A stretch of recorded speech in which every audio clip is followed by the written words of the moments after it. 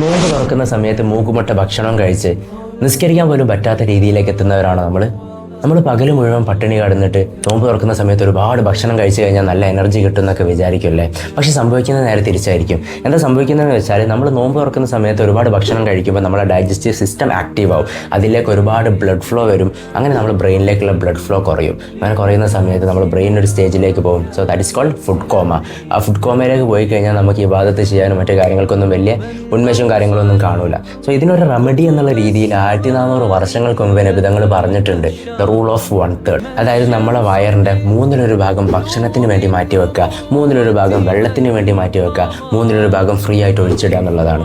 ഇങ്ങനെ ചെയ്ത് കഴിഞ്ഞാൽ നമ്മളെ തറാവീഹ് നിസ്കാരം ആയിക്കോട്ടെ, ബാക്കിയുള്ള ഇബാദത്തുകളായിക്കോട്ടെ, അതിനൊക്കെ നല്ല രീതിയിൽ എന്ത് ചെയ്യും, ഉന്മേഷം കിട്ടുന്നുള്ളതാണ്.